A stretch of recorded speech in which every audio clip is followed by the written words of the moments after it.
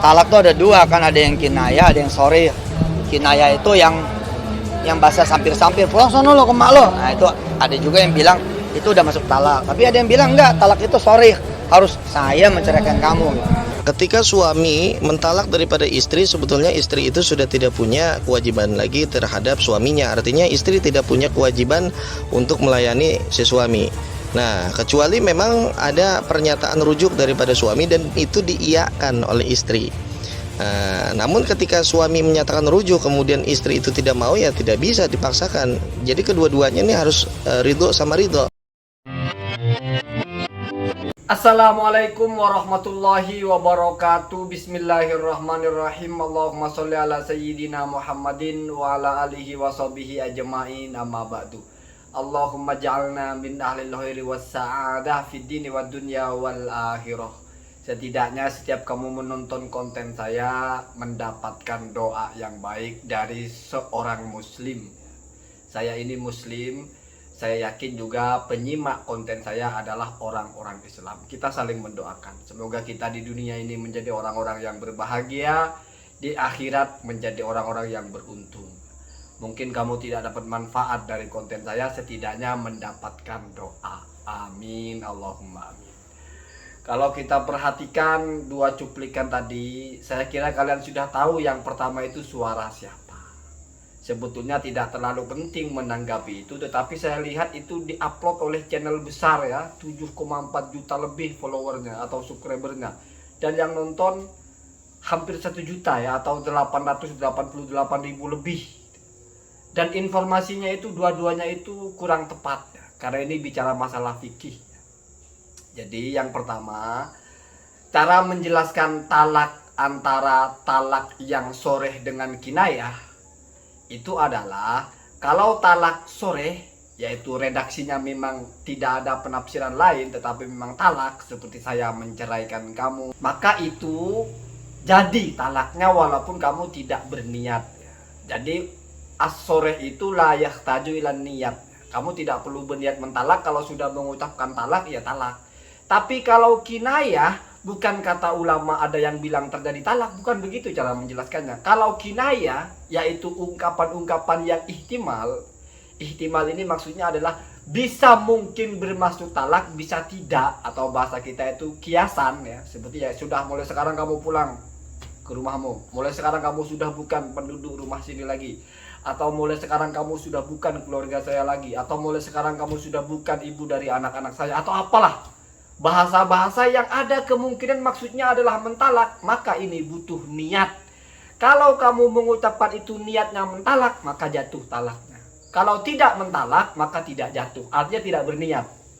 Begitu juga talak versi atau lewat bentuk tulisan, SMS, WhatsApp ya. Saya talak kamu, maka itu kata ulama fikih masuknya kinayah, sehingga harus ada niat. Kenapa? Kan bahasanya jelas. Itu saya talak kamu. Kenapa kalau tulisan harus harus butuh niat? Karena dihukumi kinayah. Kenapa dihukumi kinayah? Karena kata ulama fikih itu masih ada ihtimal mungkin kamu maksudnya hanya menulis, bukan mentalak, sehingga butuh niat. Sementara kalau kamu ucapkan saya talak, itu sudah nggak boleh ada maksud lain. Begitu ya yang pertama. Tetapi untungnya saya baca 1000 komentar itu rata-rata membuli Ustadz itu dengan persoalan-persoalan sebelumnya. Ya satu sisi kita sedih ya, orang bicara sesuatu tapi dibully, tapi satu sisi ya alhamdulillah. Kenapa? Karena setidaknya ilmu yang tidak tepat itu tidak diamalkan atau tidak diaminkan oleh banyak orang, kan begitu. Nah kalau yang kedua ini fatal ya. Dia bilang kalau suami mau rujuk kepada istrinya itu harus butuh persetujuan istrinya. Oh itu fatal ya. Keliru ya. Kelirunya begini. Yang pertama, suami kalau mentalak istri, ini suami mentalak ya. Suami mentalak maksudnya itu bukan istrinya menebus atau bukan tolak bil ewat. Bukan istrinya itu membayar agar suaminya mentalak, bukan. Tapi talak biasa. Suami mentalak istrinya kalau masih talak 1 atau talak 2, maka itu bahasanya talak roj'i. Selama masih masa iddah, maka si suami ini masih bisa rujuk, dan hak untuk rujuk itu mutlak hanya ada di tangan suami, bukan di tangan istri, bukan di tangan walinya. Ya, jadi kalau kamu baca tafsir dalam Al-Quran itu ya, ada ayat wa bu'ulatuhunna ahaqqu biraddihinna in aradu islaha. Syaratnya satu saja, yaitu kamu merujuk istri kamu itu tujuannya untuk kebaikan, bukan untuk kejahatan. Ahaqqu di situ kata ulama fikih justru ijma ulama bahwa hak untuk rujuk itu hanya ada pada suami. Artinya apa? Ini supremasi yang tidak bisa digugat oleh apapun. Wa in karihatil mar'atu atau wa in karihatiz zaujatu. Ya. Walaupun istrinya tidak mau, istrinya tidak suka, kalau suami sudah merujuk istrinya, maka otomatis menjadi istri lagi. Jadi kamu biar paham bahwa istri itu ketika ditalak suami belum lewat masa iddahnya, secara fikih itu suami masih wajib menafkahi dia, masih wajib memperlakukan dia sebagaimana istri. Ya, tinggal di satu rumah. Walaupun kalau masalah bersenang-senang, ya itu sudah saya tidak mau bicara ikhtilafnya, saya bicara yang mazhab Syafi'i saja, tidak boleh. Ya. Kalau masalah berhubungan dengan perempuan maka dianggap sebagai ajnabiyah, sebagai orang lain. Tetapi ada kewajibannya.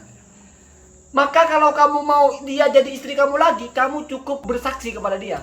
Saya jadikan kamu istri saya lagi. Atau saya balik kepadamu. Maka itu sudah otomatis jadi istri lagi. Jadi beda perempuan ditalak suaminya kalau masih masa iddah. Itu beda dengan orang lain. Kalau orang lain kamu mau jadikan dia istri kamu, maka butuh akad, butuh mahar.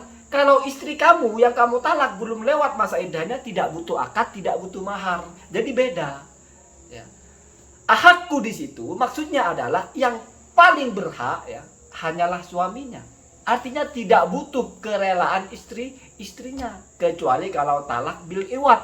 Istrinya membayar, suaminya sudah setuju, saya talak kamu karena kamu bayar, maka itu tidak boleh ada rujuk. Atau ada talak yang lain ya, talak 3 misal, tidak boleh selama masih talak 1 atau talak 2 dan belum terlewat masa iddahnya, maka itu suaminya berhak sepenuhnya untuk merujuk istrinya. Bahkan ada pendapat ulama fikih itu ya, yang cukup kamu menjima istri itu, kalau kamu berniat untuk rujuk, maka sudah otomatis jadi istri kamu ya. Atau bukan mencium ya, atau tamattu ya, istimta, bersenang-senang, entah mencium, entah bercumbu dan sebagainya. Dan istri yang ditalak suaminya dalam posisi iddah, itu masih disunahkan untuk berhias, untuk menggoda agar suaminya tertarik dan kembali lagi. Jadi begitu, Islam ini sangat punya aturan yang logis ya. Makanya kalau misalnya dia mau kemana-mana masih butuh izin dari suaminya. Kenapa? Karena dalam hal itu masih berstatus sebagai suami ya.